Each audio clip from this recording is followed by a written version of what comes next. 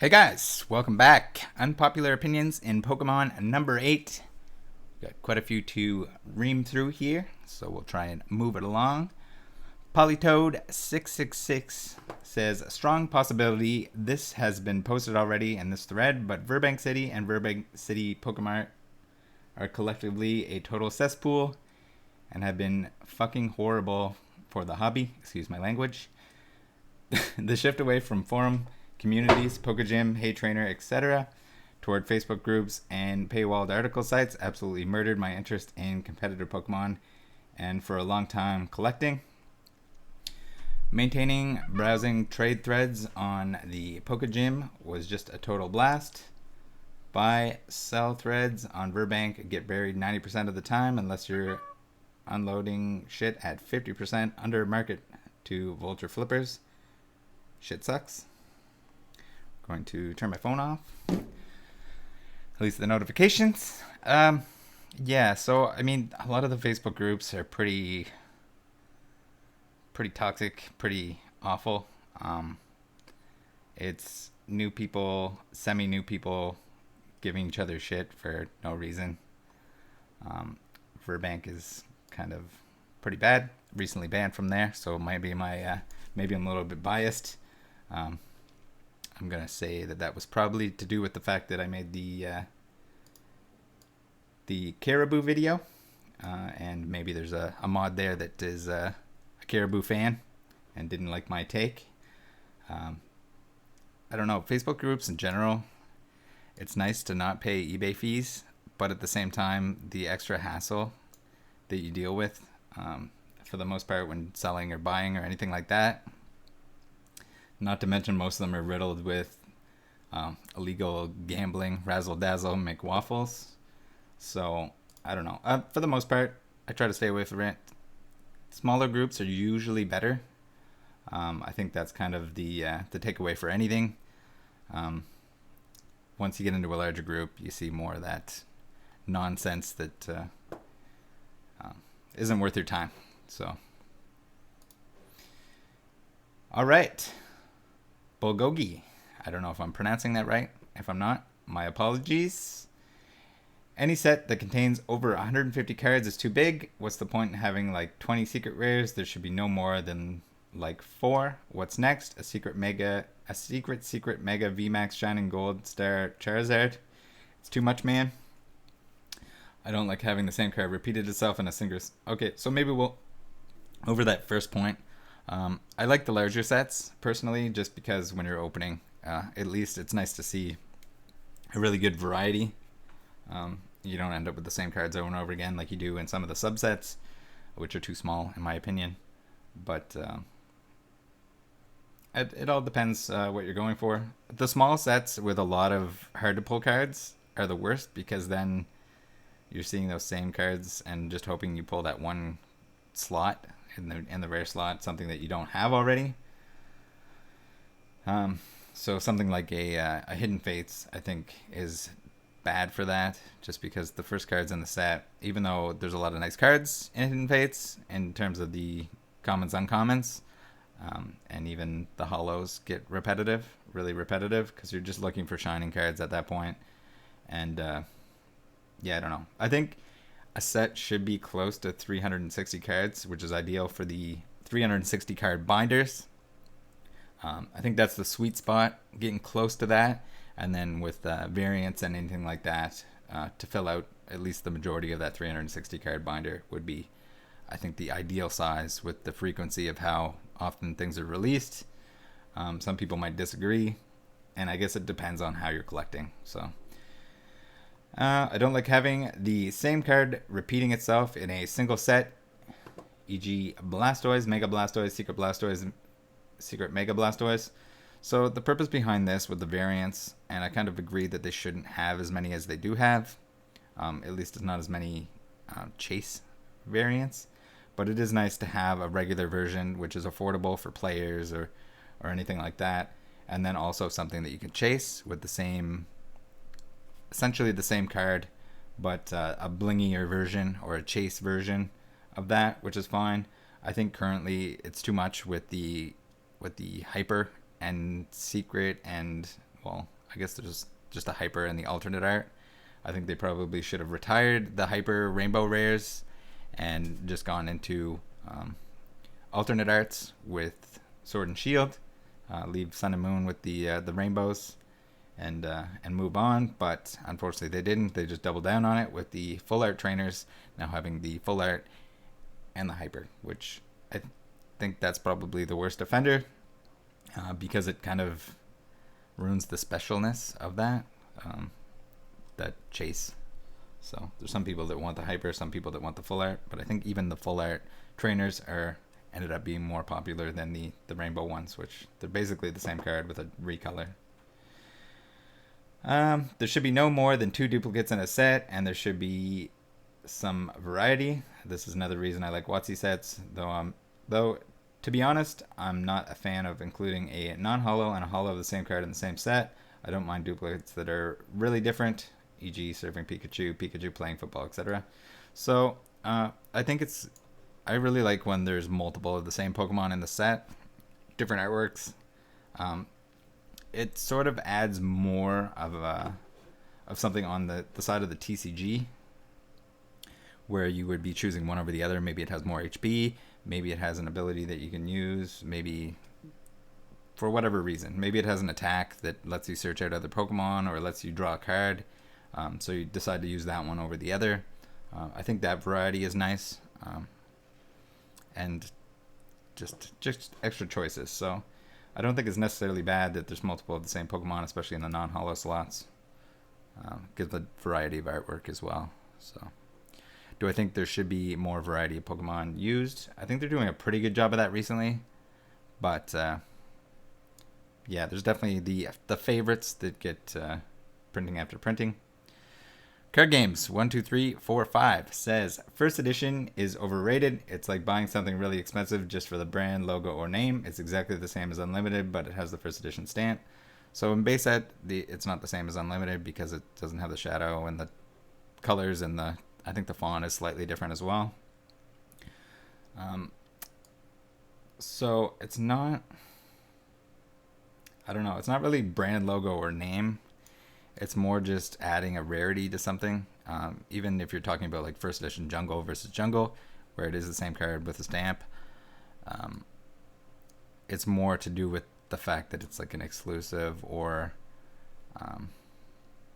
more rare or more chase item, since there's less of it, rather than actually just being like a logo or name. It's not like it's a high-end Lamborghini Pikachu or anything like that. The releases on a lot of the first edition stuff, especially base, could have been done better, where a lot of it ended up on the West Coast. So I don't know. I don't think first edition cards at this point are a good idea. We've already kind of gone through that. Shining Doraemon says T17 ruined everything. I'm just kidding, LOL. So I think by association, we're gonna have to say that Dizzle ruined everything. Hylian Trainer says, I guess this would qualify as an unpopular opinion. Any true Pokemon fan would realize the importance of Poliwrath. I mean, I'm not sure what importance we're talking about.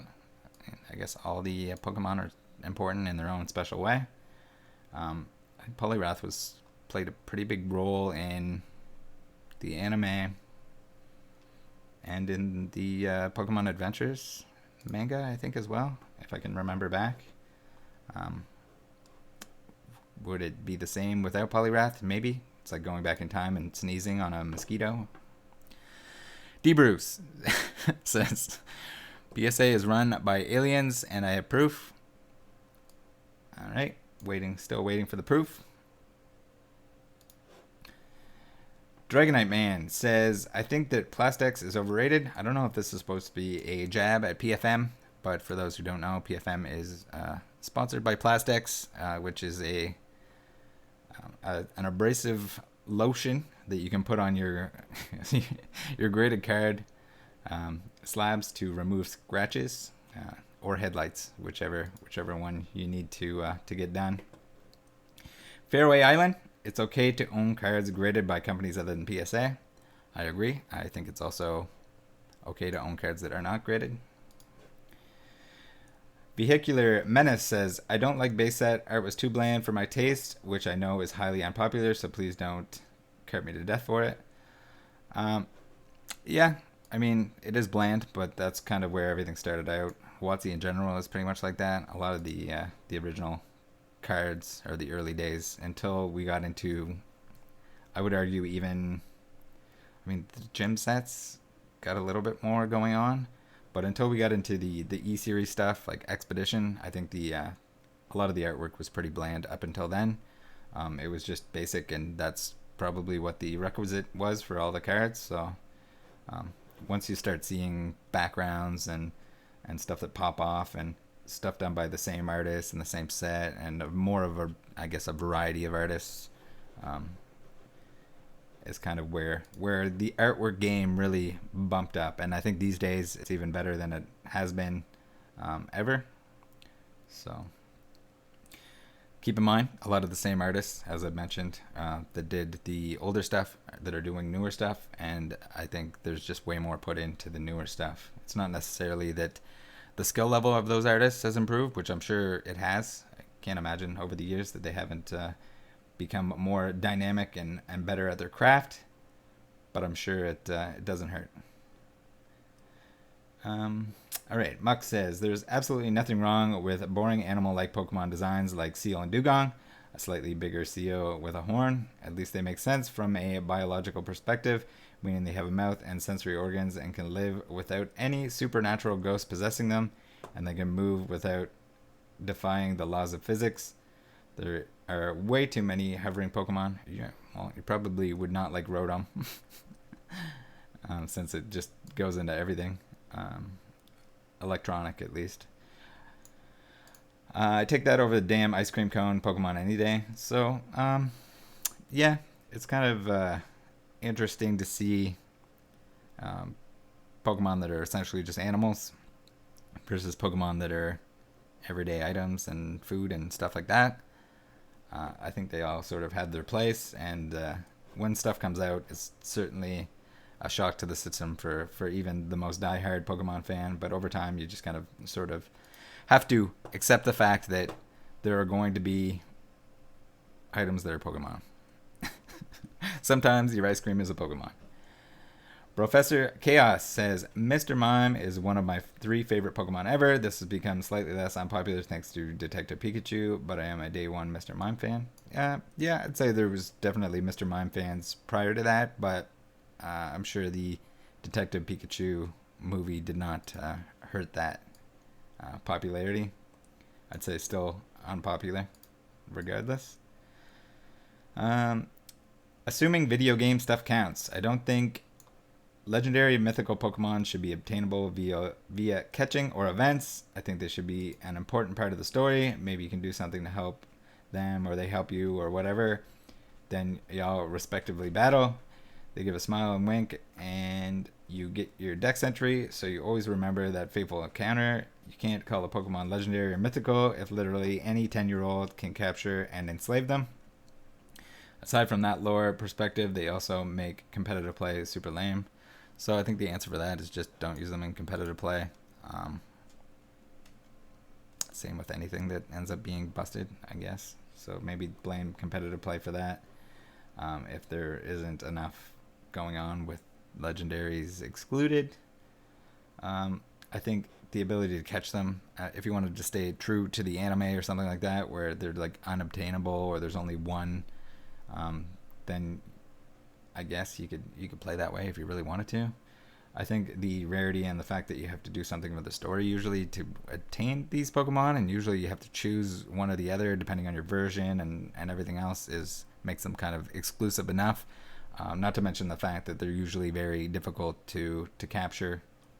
So I don't know. I think they should be obtainable in the games. And outside of that, if you don't want to use them, don't use them. Tobias says, Japanese cards are lame. This set off everyone. There's no... They didn't elaborate or anything like that, so I don't think Japanese cards are lame. I think there are certainly reasons to have a preference to collect any language over another language. And with the amount of cards that there are, if you're collecting more than a certain small section, then there's not a lot that are going to cross over, other than I know there's a lot of English collectors that will collect the Japanese exclusive stuff, or vice versa to a lesser extent, or some people just like Japanese and English cards. So to each their own. Whatever you like, you do you. Squirtle 1000 says, my probably unpopular opinion, all cards which are not in binders or slabs should at least be in penny sleeves. Even modern bulk common cards deserve to be protected in penny sleeves. I have countless thousands of cards in my collection, and I meticulously put all of them in penny sleeves before putting them in bulk storage boxes. I view penny sleeves as a cheap way to help the cards retain their quality for decades. If we are willing to spend at least $3 in a pack, why not spend a little extra to keep the cards mint? So I think this might be overkill. When I open anything, if it has foil, then typically I will sleeve it. So if it's a reverse, if it's a hollow, I'll sleeve it just because they're more prone to damage, just from being up against one another. I don't think that the non-hollows have the same issue. So I will store those in card storage boxes, but at the same time, when you have commons and uncommons, I get that maybe in 50 years they'll be worth money to have a mint copy of these cards, but I don't think storing non-hollows, as long as you do it properly, is going to really be impacted by not having a penny sleeve on them, especially if you're sleeving like energies and commons. I mean, even modern commons especially. With the amount that's printed, I don't think there's any issue for storing them just in a BCW box or something, as long as they're stored flat. So if you don't have a full box, put some paper, some crumpled up paper or whatever to push the cards aside, or whatever else you have laying around that can put even pressure on the cards to keep them flat against each other. That's all you can really ask for. Sacari, again, if you haven't checked him out on YouTube, do that. youtube.com/Sacari. He's the creator of the thread. And I don't remember if this was an actual unpopular opinion, but we'll read through it anyway. He says, I always thought vintage Japanese packs that have a guaranteed hollow were very undervalued, but after the shenanigans of the resealed first edition box, I was reminded of how scary vintage steel can be. Yeah, especially the sets without the stamps on them, the Wizards of the Coast logo. I now 100% fully believe that they should be worth more than their English counterparts. The fact that they cannot be weighed is becoming more and more valuable by the day. At this point, I don't see myself ever buying English sealed vintage again, and I am terrified to sell the sealed stuff I do have. TLDR. I mean, at this point, I know there's certain stuff that's hard to weigh if you don't have the entire 36 packs because you're comparing one to the other, but kind of just have to have it weighed, and when you're selling it, just have the weight stated in the listing or wherever else you have it posted. The Japanese stuff where it's a hollow in every pack, I mean, that kind of takes away from the value, or the value difference between the light and the heavy. I don't know. I don't think it especially for the individual packs. If you're getting into like seals on boxes and stuff like that, that's a different beast altogether. But I don't know. Show the weight, and people can assume light, heavy, whatever. And that's pretty much as good as you can do, unless you open the box and you know which ones are heavy and light based on numbers. Guru Tan says, I love Unlisted Leaf and TCA Gaming, but hate the look of BGS labels. So I don't know if this was supposed to be like a separate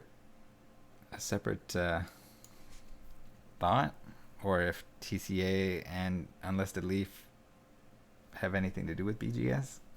Maybe they have BGS. I'm sure they both have BGS graded cards, but also funny enough that Rusty liked the comment.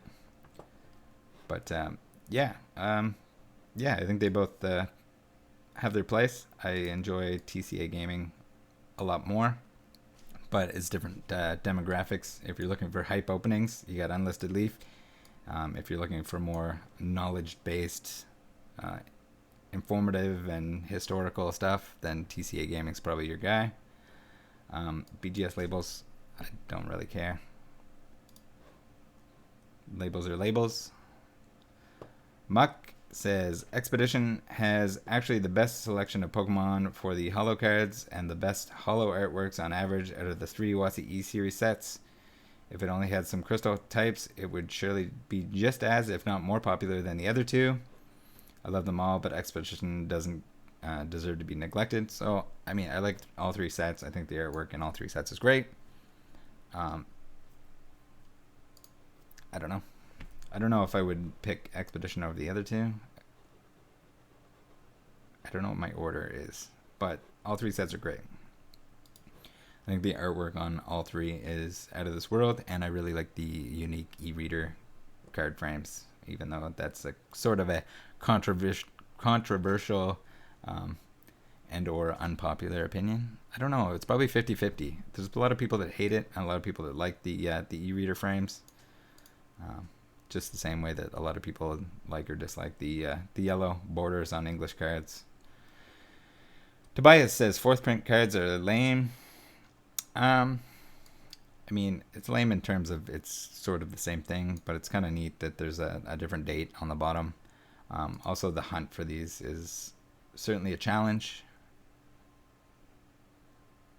So, up to the individual.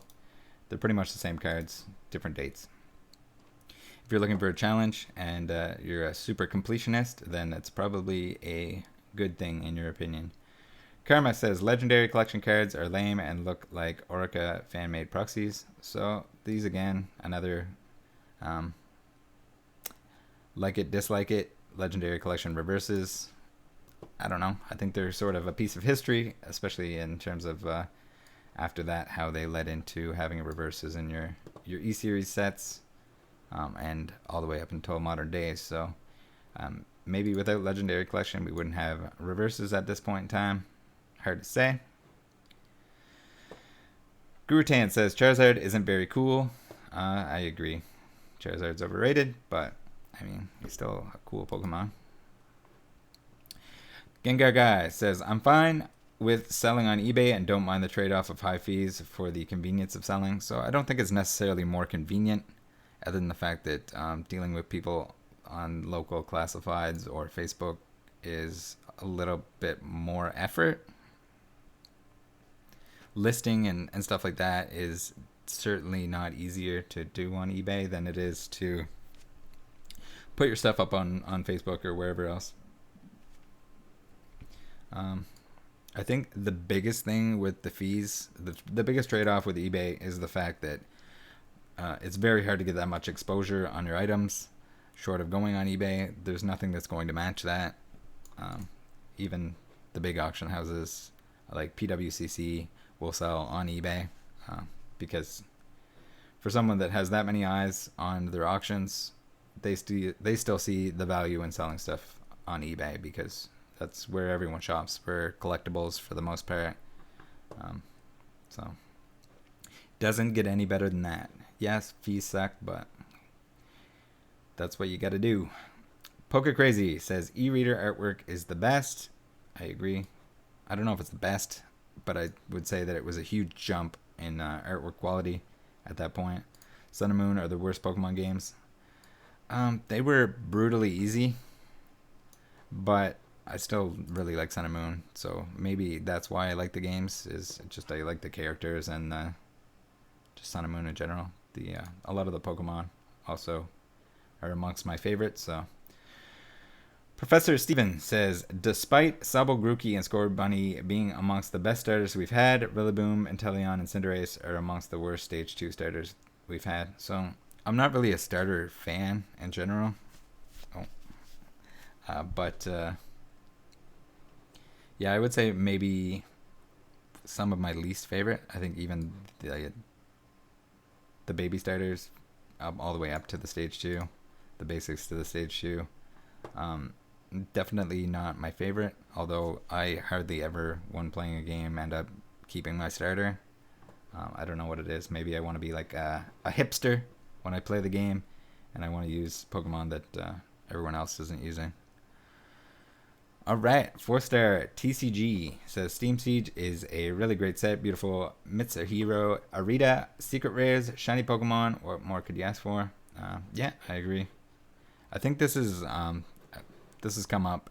I don't know how many times in this thread that people say Steam Siege isn't that bad, which it's not. It's just everyone is under the impression that everyone hates Steam Siege because it was overprinted, and people seem to think that it's always referred to as the bad set in the XY era, I guess. Gurutan says, I think all these mini waffle to win a spot in the main, only 15 spots at $40 each. Raffles are just a poorly veiled way for sellers to squeeze as much profit as possible out of their weighted, unweighed pack. Yeah, so this is probably a popular opinion, but I think the biggest, funniest part, and this is probably an unpopular opinion overall, but I think it's just people don't realize it. The same people that are going to be like, oh my god, scalpers are bad, are fine with raffles, which is illegal gambling, first of all. And there's a reason why they call it waffle razzle dazzles. The waffle razzle dazzle thing is because they know it will get flagged and removed if they put raffle on it. Not to mention the fact that if someone's reselling something that they bought recently with modern product, people will be like, what? You paid less than that. It's only this much off the shelf. And then if there's a shortage, they give the person a hard time because now they're a scalper. Someone buys all the stuff and flips it at a profit. They're a scalper, but at the same time, someone can have a raffle for that same item and be charging technically more by getting multiple people to pay for it. So it's basically just, raffles are usually just scalping, even though people are blind to that or want to pretend that it's not the same thing. It's still, I think, far worse than reselling something straight off the shelf. Even taking a picture on the shelf and selling it. Straight out of Walmart. Muck says, I'm sure this isn't an unpopular opinion on efour. I just want to rant. All the time on every social media platform, those influencers call base set Charizard and sometimes even Pikachu the rarest cards when they mean the most valuable. I get what they mean, but it's just so wrong on so many levels that I cringe every time. So yeah, my opinion is don't do that. Yeah, I would agree. I think people don't understand the meaning of the word rarity. And I get that all the time. They're like, hey, what's your most rare card? And I'm just like, I don't necessarily know. A lot of the time with set cards, it's hard to say because we don't have actual print numbers. But I'm sure that my Charizards are not necessarily the most rare cards that I have. But yeah. Rarity means scarcity, not necessarily value. All right, card games. 1, 2, 3, 4, 5 says tins with small sets and shiny Pokemon are the best things to open. I disagree. I hate something that is exclusively chase, even though I've opened a ton of that stuff. I'd rather see a lot of variety in the non-chase because I enjoy that part of it as well. Jared's challenge. People care way too much about condition. It's a card made to be played with. I love my first edition base set PSA 5s as much as the 7s, as much as the 9s. I would say that I agree to this to a certain extent.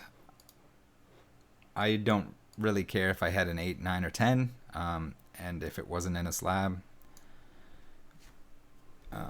Caring about that little difference in one little corner. Now, if it's a 5 and it's been bent in half or it's got a big old crease on it, I'd prefer not to have that.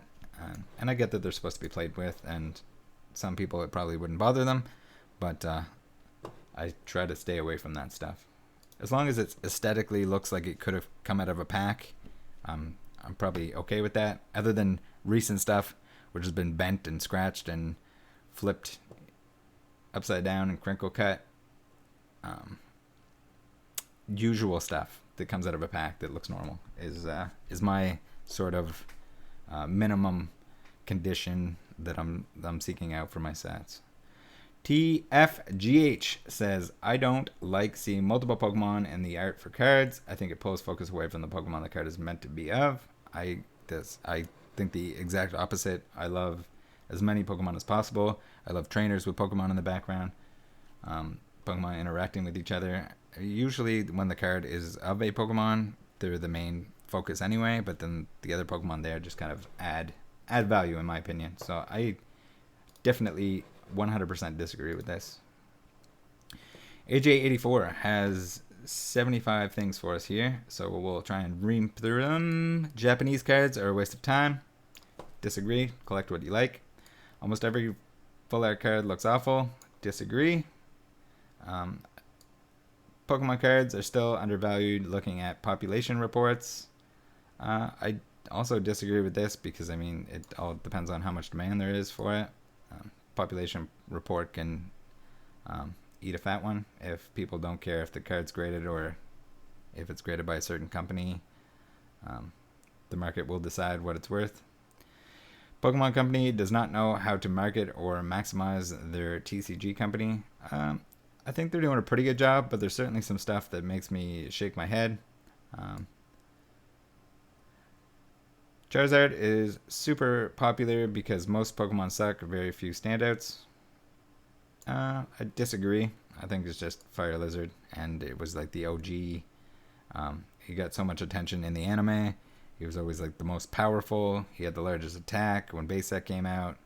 I mean, kids are going to automatically go to the Fire Lizard, and then it just chains off of that. Once the value's increased, then people are like, oh, I like Charizard because he's more expensive.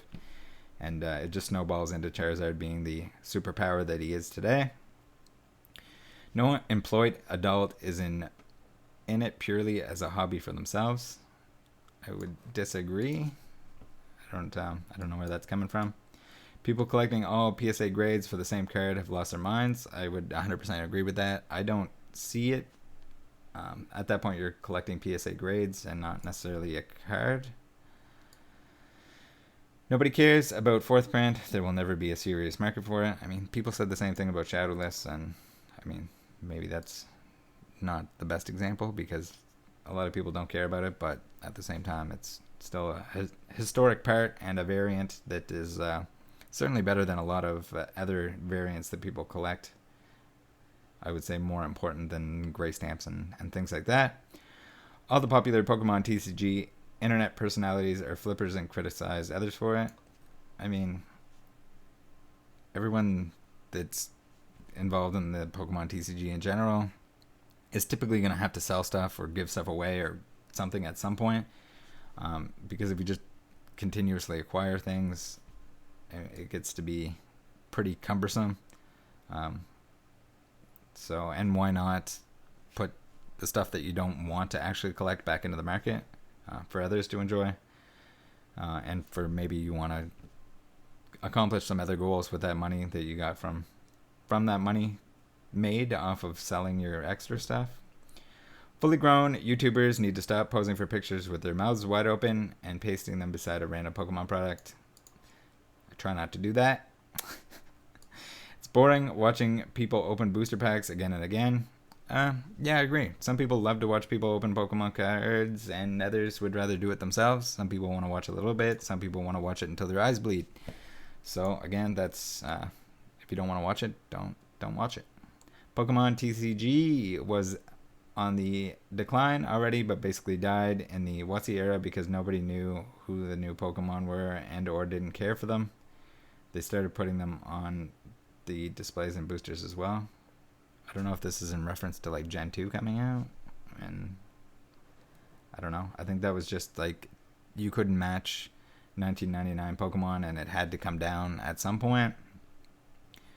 But it was still alive. It's still alive today. The 3D models on Skyridge looked awful when they were released. I disagree. You got to remember that everything, take everything into context of when it was released and what 3D models looked like back then.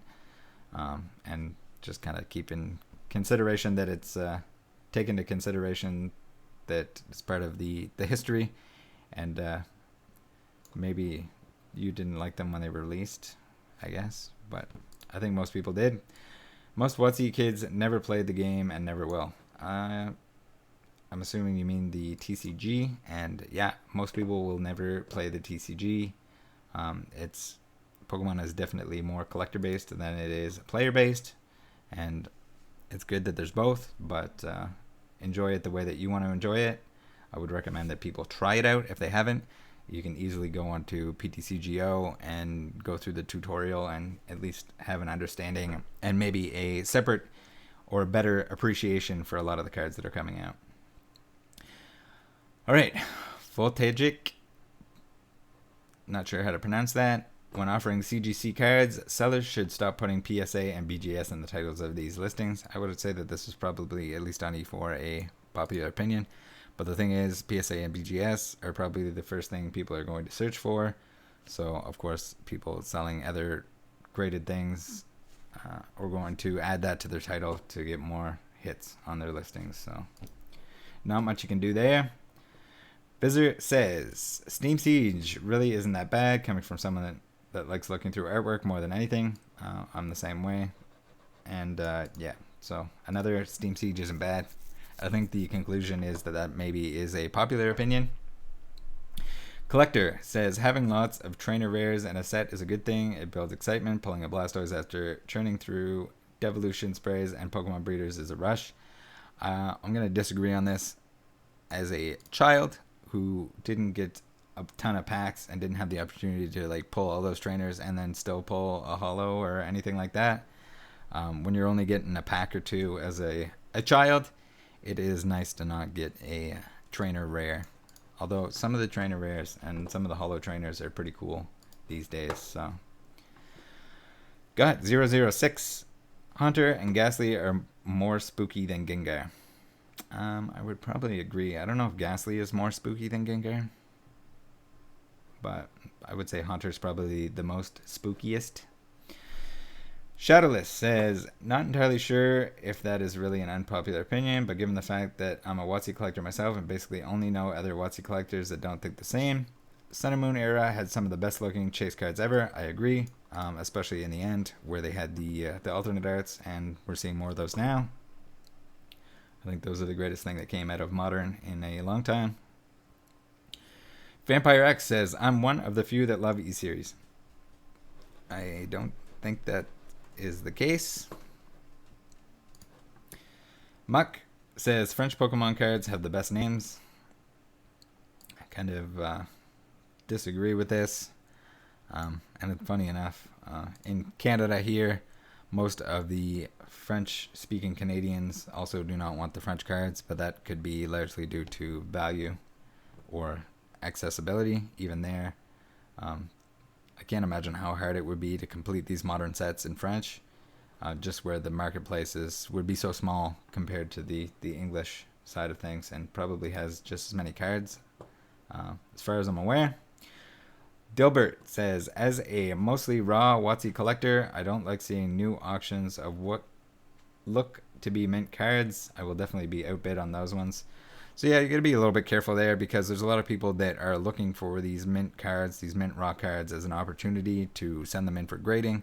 So sometimes you're better off buying the graded card in what is close to a mint, or like an 8 or something like that, which I've done in the past. And even if you don't want it in the case, you crack it out, put it in your binder, and call it a day.